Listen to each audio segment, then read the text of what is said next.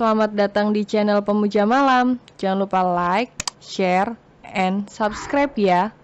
Terima kasih.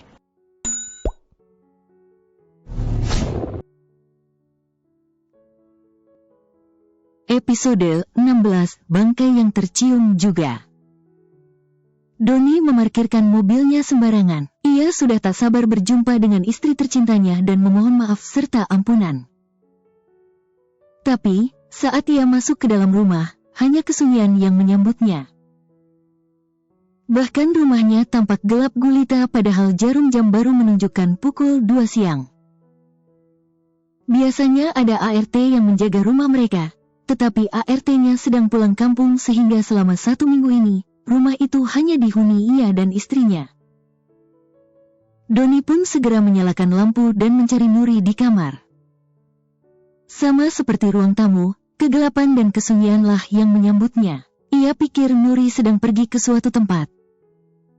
Tetapi saat melihat meja rias Nuri yang nyaris bersih tanpa ada satupun perlengkapan skincare Nuri, membuatnya bertanya-tanya, lalu pandangannya jatuh pada sebuah amplop putih berlogo nama rumah sakit ternama.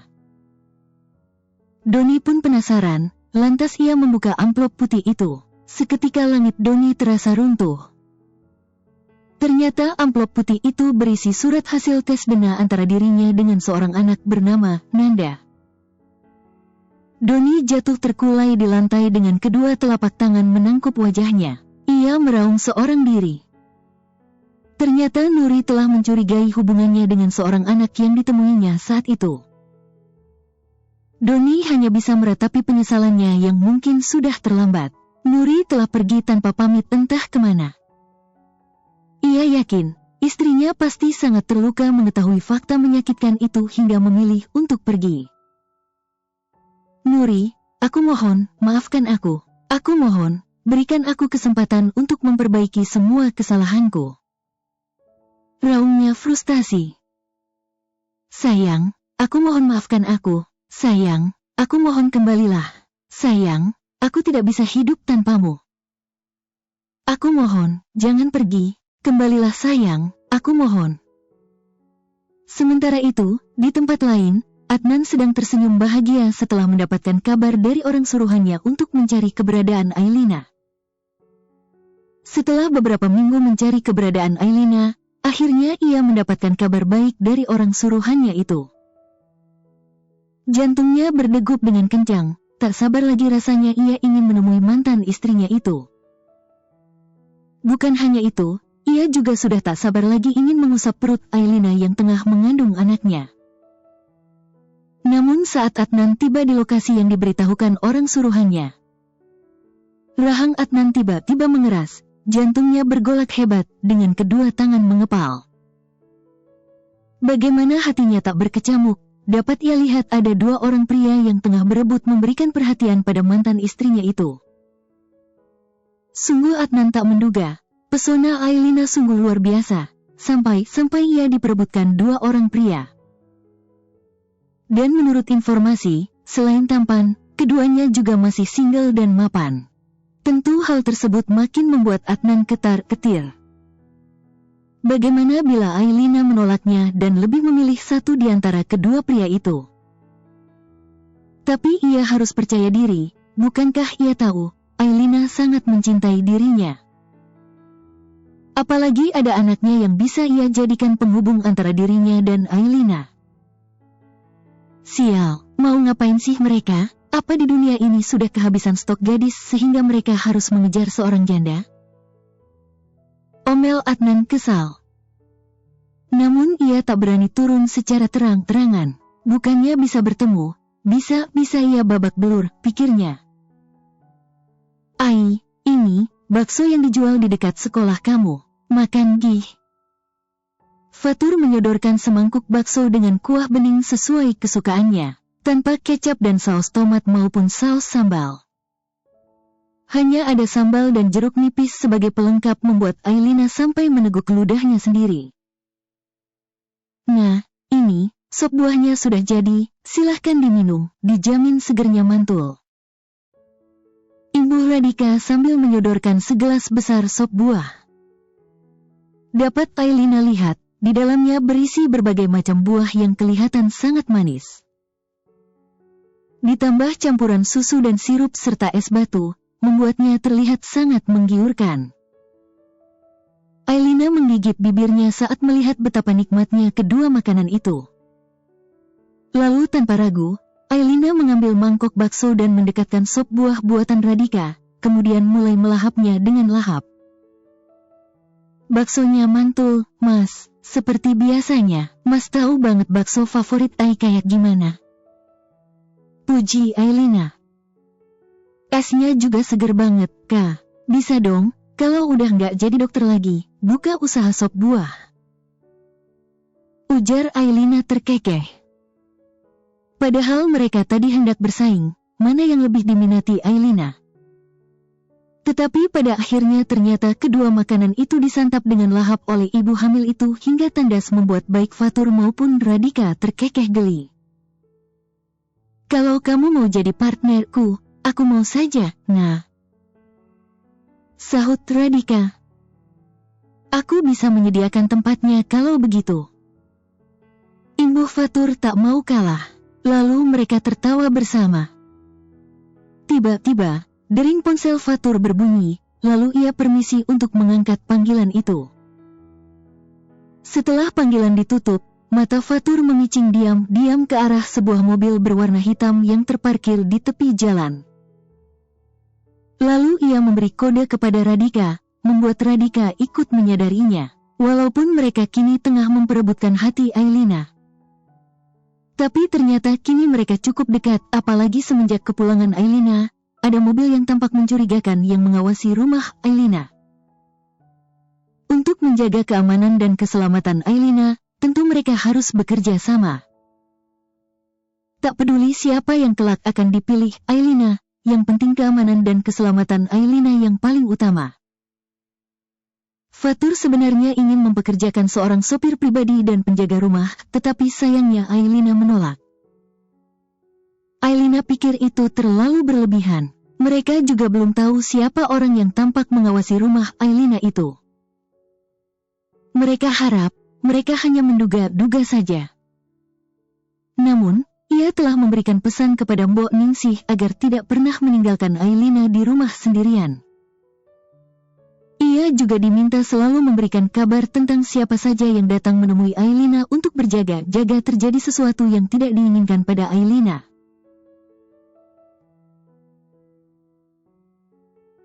Ailina tampak gelisah dalam tidurnya. Ia bahkan sampai guling ke kanan dan ke kiri karena rasa resah yang tak kunjung terobati. Sebenarnya masalahnya hanya satu, itu akibat rasa lapar yang tiba-tiba saja menderanya. Tapi yang menyulitkannya adalah ia ingin makan ayam goreng crispy yang namanya sudah mendunia langsung di tempatnya. Ailina memandangi pergerakan jarum jam seraya meringis. Ia terus mengusap perut buncitnya seraya menggumamkan kata maaf pada buah hatinya. Karena merasa bersalah tidak bisa mewujudkan entah itu sebenarnya inginnya atau buah hatinya. Ia sendiri merasa bingung. Jarum jam sudah menunjukkan pukul 1 dini hari, tidak mungkin bukan ia keluar selarut ini hanya untuk makan ayam goreng crispy di luar sana. Perut Ailina makin perih. Jadi ia mencoba memakan apa saja yang tersedia di dapurnya. Ia membuka kulkas dan melihat ada beberapa potong buah melon dan kue mooncake. Lalu ia mengambil dan memakannya. Namun, baru beberapa gigitan ia memakannya, Ailina kembali meletakkan kedua makanan itu ke dalam piring. Ailina merebahkan dahinya di atas meja makan.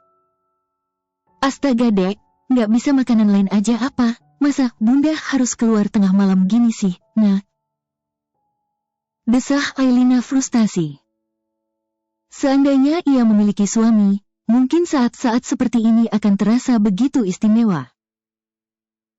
Ailina membayangkan ia kelaparan saat tengah malam, lalu ia meminta suaminya mencarikan makanan sesuai keinginannya. Kemudian suaminya itu melakukannya dengan senang hati. Baru membayangkannya saja hati Ailina menghangat. Tapi semuanya hanyalah sebatas angan. Hal tersebut tidak mungkin ia lakukan. Ia harus sadar, dirinya hanyalah seorang janda. Ia tidak memiliki suami. Tiba-tiba saja rasa iri muncul di benaknya. Ia membayangkan bagaimana Delima pasti begitu diistimewakan oleh Adnan. Segala keinginannya pasti akan diwujudkan oleh mantan suaminya itu. Seandainya ia memiliki tempat bergantung, mungkin ia takkan merasa terpuruk sendiri. Sungguh, menjalani masa kehamilan dalam kesendirian itu tidak mudah. Ia harus menekan rasa ingin karena takut merepotkan orang lain. Bahkan kadang ia menahan rasa sakit sendirian karena tak ada tempat mengadu. Walaupun ia dikelilingi orang-orang baik. Ailina bukanlah tipe wanita yang mudah merepotkan orang lain. Selagi ia masih bisa berusaha sendiri, maka ia akan melakukannya sendiri. Ailina menghela nafas berat. Andai ini di siang hari, mungkin ia akan pergi sendiri mengendarai mobilnya menuju ke kedai ayam goreng crispy itu. Tapi ingat, sekarang sudah dini hari, tidak mungkin bukan ia mengendarai mobil seorang diri ke sana. Apalagi jarak ke sana cukup jauh. Ailina membuka aplikasi perpesanannya sekedar untuk menghibur diri sekaligus mengulur waktu agar malam cepat berganti pagi. Saat sibuk melihat-lihat update status, di layar ponselnya muncul sebuah panggilan dari nomor yang memang selalu memperhatikannya. Ailina pun segera mengangkat panggilan itu. Assalamualaikum. Sapa Ailina. Waalaikumsalam. Ai, kok kamu belum tidur? Ini kan sudah larut. Ingat, kamu itu sedang hamil Ai, jadi nggak boleh kurang istirahat apalagi sampai tidur larut. Cecar Fatur. Dapat Ailina dengar di seberang sana Fatur menghela nafas panjang, menunjukkan sisi kekhawatirannya. Ailina mengulas senyum. Ia merasa senang diperhatikan seperti ini. Bahkan ia sampai meneteskan air matanya. Apakah Mas Fatur beneran mencintaiku? Tapi apakah aku pantas menjadi pendampingnya? Entah mengapa, aku merasa insecure dengan keadaanku. Maaf. Hanya satu kata itu yang dapat Ailina ucapkan. Fatur yang mendengar permintaan maaf itu justru merutuki kebodohannya. Karena telah mencecar Ailina tanpa bertanya alasannya mengapa belum tidur padahal hari sudah begitu larut. Kenapa minta maaf? Ai, yang gak salah apa-apa kok dengan Mas. Justru seharusnya Mas yang meminta maaf karena sudah terlalu berlebihan. Maafin Mas, ya. Ujar Fatur lembut. Ailina justru menggelengkan kepalanya, padahal Fatur tidak mungkin melihatnya. Mas gak perlu minta maaf kok, emang Ai yang salah. Sahut Ailina. Sebenarnya Ai tadi udah tidur kok Mas, tapi tiba-tiba perut Ai lapar. Tapi Ai pinginnya makan ayam goreng crispy langsung di tempatnya. Ai kan bingung harus gimana, gak mungkin kan Ai nyetir malam-malam gini. Mau minta temenin Mbok Ningsih juga kasihan ngerepotinnya malam-malam gini. Ai coba makan yang lain tapi gak nafsu. Cicit Ailina seraya menghela nafas panjang. Tak disangka, Fatur yang mendengar keluh kesah Ailina lantas terkekeh. Ia tahu, itu pasti efek kehamilan Ailina yang membuatnya mudah terserang rasa lapar. Tak peduli pagi, siang, sore, bahkan malam, bila rasa lapar mendera, diiringi keinginan menyantap makanan tertentu membuatnya harus segera diwujudkan. Oh alah, ternyata Ai yang calon istri Mas yang cantik, baik hati, rajin menabung, dan tidak sombong ini sedang pingin makan ayam goreng si jagonya ayam itu toh. Kenapa nggak telepon Mas aja? Mas akan dengan senang hati temenin kamu ke sana. Ujar Fatur dengan nada jahil. Ailina mencebikkan bibirnya. Kan nggak mau ngerepotin, Mas Fatur. Tapi Mas malah seneng lo direpotin sama Ai yangnya Mas ini. Mas justru merasa bahagia sebab merasa dibutuhkan kamu. Kalau begitu, Mas kesana ya jemput kamu. Tawar Fatur membuat Ailina membulatkan matanya. Duh, Mas, nggak usah. Udah larut gini, kamu kan mau istirahat, Mas. Nanti kamu kurang tidur terus sakit gimana? Mas nggak apa-apa kok Ai yangku. Ujar Fatur seraya menekan kata Ai yangku membuat jantung Ailina tiba-tiba berdebar. Kalau begitu, Mas berangkat ke sana ya. Mungkin butuh sekitar 20 menit jadi kamu siap-siap aja ya Ai yangnya Mas. Ujar Fatur sebelum menutup sambungan teleponnya. Pagi ini Ailina tampak tersenyum sendiri sambil duduk di ayunan taman belakang. Kadar perhatian Fatur yang kian intens ternyata mampu membuat kinerja jantungnya tidak stabil. Ia bagai anak ABG yang sedang dilanda kasmaran, padahal Fatur bukan tipe pria pandai menggombal. Bahkan gombalannya terkesan receh, tapi ternyata itu mampu membuat Ailina tersipu sekaligus terhibur. Perempuan mana sih yang gak suka dilimpahi perhatian? Belum lagi masa kehamilan bukankah sering membuat seorang wanita jadi haus kasih sayang dan perhatian? Cie, kayaknya ada yang lagi kasmaran nih. Goda Mbok Ningsih. Is, Simbo, apa-apaan sih? Siapa yang lagi kasmaran? Kilah Ailina padahal wajahnya sudah bersemu merah. Udah deh, Non. Gak usah bohong sama Mbok, Mbok ini lebih pengalaman lo dari Non Ailina. Jadi Mbok bisa lihat kalau Non itu sedang kasmaran. Tukas Mbok Ningsih sok tahu. Cie, yang udah pengalaman. Ledek Ailina. Beneran deh Non, Mbok ini dulu kembang desa lo. Ujar Mbok Ningsih bangga membuat Ailina terkekeh geli. Mbok udah kayak cenayang aja. Nggak perlu jadi cenayang Non buat lihat seseorang itu sedang kasmaran, tau nggak? Emang kelihatan banget ya, Bo? Tanya Ailina penasaran.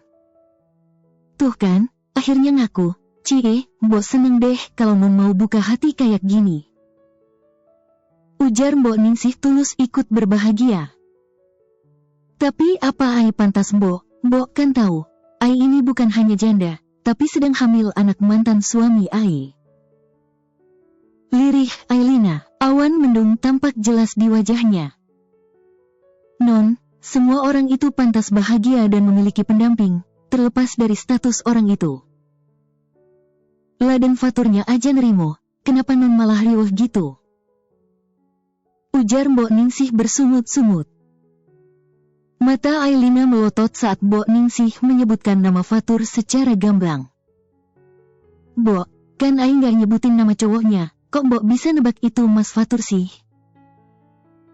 Tanya Ailina yang sudah benar-benar penasaran. Jangan Mbok ini emang cenayang? Imbuhnya lagi. Cenayang dari Hong Kong. Ujar Mbok Ningsih seraya terkekeh geli. Lawang kelihatan jelas di wajah Non Ailina kok kalau Non itu udah ada hati sama Den Fatur. Ujar Mbok Ningsih sok tahu. Hah, iya kah? Seru Ailina tak percaya. Duh, Ailina jadi malu. Ah si Mbok sih, seneng bener godain Ai mulu. Awas ya Mbok, kalau Mbok bilang ini ke Mas Fatur, entar Ailina ngambek lo. Ujar Ailina seraya menangkupkan kedua tangannya di pipi. Wajahnya sudah memerah membuat Mbok Ningsih tergelak. Melihat wajah tersipu Ailina, membuat Mbok Ningsih malah berdendang ria sambil berjoget-joget membuat Ailina tergelak melihatnya. Saat Mbok Ningsih dan Ailina sedang asyik-asyiknya bernyanyi, tiba-tiba terdengar suara bel rumah berbunyi. Mbok Ningsih pun bergegas membuka pintu untuk melihat siapa yang datang. Assalamualaikum, bisa bertemu Ailina? Ucap seseorang membuat Mbok Ningsih mengerutkan keningnya. Anda siapa, dan ada keperluan apa menemui majikan saya? Tanya Mbok Ningsih penasaran. Ailina. Seru seseorang itu saat melihat orang yang dicarinya sedang berjalan ke arahnya. Mas Adnan. Seru Ailina terkejut. Bagaimana Mas tahu aku di sini? Tanya Ailina gugup. Bahkan tubuhnya sudah berkeringat dingin. Ia was-was. Adnan kembali mengamuk seperti tempo hari. Saat Mbok Ningsih sedang bergegas menuju ke pintu depan, di belakangnya, Ailina turut menyusul. Ia juga penasaran siapa yang datang di jam yang belum menunjukkan tengah hari. Dalam benak Ailina, hanya 5 orang yang berkemungkinan datang saat matahari belum terlalu terik seperti itu. Yaitu Fatur, Radhika, Hanza, Rere, atau mantan mertuanya. Akan tetapi, yang hadir di depannya justru seseorang yang jauh dari ekspektasinya. Seseorang yang tak terduga, seseorang yang ia sudah anggap sebagai bagian masa lalu terpahitnya. Seseorang yang pernah memberikan cinta sekaligus menggoreskan luka terdalam dan terperih. Seseorang yang mati-matian ia lupakan walaupun ada bagian dari dirinya yang kini sedang bersemayam di dalam rahimnya. Tubuh Ailina tiba-tiba bergetar. Kenangan pertemuan terakhir mereka ternyata cukup memberikan rasa trauma. Bahkan wajah Ailina kini pucat seketika. Bagai tiada aliran darah yang mengalir di bawah lapisan kulit yang putih seputih salju itu. Keringat dingin mulai membasahi mulai dari pelipis, leher, hingga sekujur tubuh Ailina. Bila ingin tahu betapa sakitnya Ailina akibat perbuatan Adnan, bisa dilihat dari reaksi tubuhnya.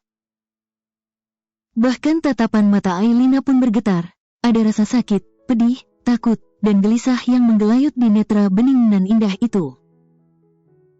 Melihat reaksi majikannya yang tak biasa, Mbok Ningsih segera mengirimkan pesan kepada tuannya. Dan, cek CCTV depan, ada tamu mencurigakan. Non Ailina sampai ketakutan. Mbok nggak tahu siapa dia. Fatur yang saat itu sedang mengawasi jalannya proyek konstruksi sebuah apartemen yang tak jauh dari kediaman Ailina. Meraba sakunya saat merasakan ada getaran dari ponselnya. Saat melihat nama si pengirim, Fatur pun segera membuka pesan itu dengan perasaan was-was. Kemudian sesuai instruksi Mbok Ningsih, Fatur segera membuka rekaman CCTV di rumah Ailina yang terhubung ke ponselnya.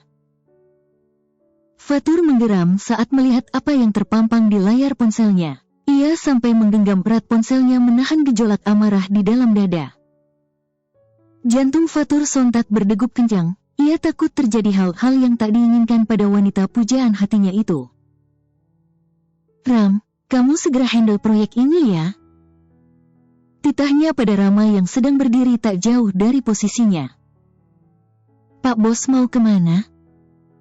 Tanya Rama penasaran sebab setaunya, Fatur tidak memiliki janji atau pekerjaan lain di luar. Apalagi terlihat dengan jelas seraut wajah panik pada atasannya itu. Aku harus segera ke rumah Ailina, si mantan sialannya datang lagi. Entah dia mau apa. Aku khawatir terjadi sesuatu yang tak diinginkan pada Ailina dan calon anaknya. Ujar Fatur dengan nafas yang memburu sembari berlari kecil menuju mobilnya. Rama mengikuti langkahnya dari belakang. Hati-hati, bro. Kabarin segera kalau terjadi sesuatu atau butuh bantuan. Aku akan siap selalu. Ujar Rama sambil menepuk pundak Fatur sebelum Fatur memasuki mobil. Fatur pun mengangguk. Thanks, aku berangkat dulu. Pamitnya. Fatur mengendarai mobilnya dengan kecepatan tinggi. Jaraknya saat-saat ini ke rumah Ailina memang tidak terlalu jauh, tapi tetap saja memakan waktu. Hati Fatur tiba-tiba nyeri. Berbagai spekulasi mampir di benaknya tentang apa alasan kedatangan Adnan kali ini. Ia pikir, ia hanya mencari sekali lalu saja melalui Rere, tapi nyatanya sepertinya ia serius ingin menemukan keberadaan Ailina. Berarti memang ia memiliki sebuah tujuan. Entah apa tujuan sebenarnya. Ia harap Adnan kali ini tidak berbuat macam-macam yang akhirnya akan menyakiti Ailina kembali. Fatur mengambil earphone wirelessnya dan memasangnya di telinga. Lalu ia menghubungi satu nomor. Kau sudah standby di tempat? Tanya Fatur tanpa basa-basi. Iya, Tuan. Sahut seseorang di seberang telepon sana. Awasi terus pergerakan di dalam sana. Bila terlihat sesuatu yang mencurigakan, masuk saja. Titahnya tanpa menunggu jawaban dari lawan bicaranya, lalu ia segera menutup panggilan itu. Mas Adnan mau apa kemari? Bagaimana Mas tahu rumahku di sini? Cecer Ailina. Ia masih berdiri di tempatnya. Entah mengapa, apa mungkin karena rasa takut, cemas, juga khawatir ia tiba-tiba memenuhi rongga dada hingga otaknya. Membuat kakinya seolah dipaku ke bumi. Aku merindukanmu, Ai. Mas merindukanmu, sayang. Mas benar-benar rindu padamu. Ujar Adnan seraya melangkahkan kakinya hendak mendekati Ailina. Stop. Teriak Ailina panik. Jangan mendekat. Serunya. Bola mata Ailina tampak berotasi ke sana kemari, menunjukkan tingkat kecemasan yang kian meningkat. Mbok Ningsih yang tadinya hendak kembali ke belakang, membatalkan langkahnya saat melihat punggung majikannya bergetar. Ia pun bergegas memegangi pundak Ailina agar tidak luruh ke lantai. Kenapa, Ai? Kenapa Mas nggak boleh mendekat? Mas kangen sama kamu, Ai. Mas ingin peluk kamu. Ujar Adnan tanpa memikirkan bagaimana reaksi tubuh Ailina yang bergetar. Ia seakan buta, tidak dapat melihat raut ketakutan yang tersirat di wajah Ailina. Bohong, aku nggak mau dipeluk kamu. Aku benci dan jijik sama kamu, Mas. Jadi jangan pernah mendekat ke arahku atau aku akan berteriak. Seru Ailina dengan tubuh bergetar dan nafas memburu. Ai, maafkan semua kesalahan Mas. Mas benar-benar merindukan kamu. Mas nggak bohong, Ai. Mas ingin kembali lagi padamu. Kita akan membesarkan anak kita bersama-sama. Kalau urusan Delima, kamu tenang saja. Setelah ia melahirkan, Mas akan menceraikannya. Kamu mau kan kembali sama, Mas, demi anak kita juga. Mas tahu, kau pasti masih mencintai, Mas kan? Ucapnya tanpa rasa bersalah. Bersambung.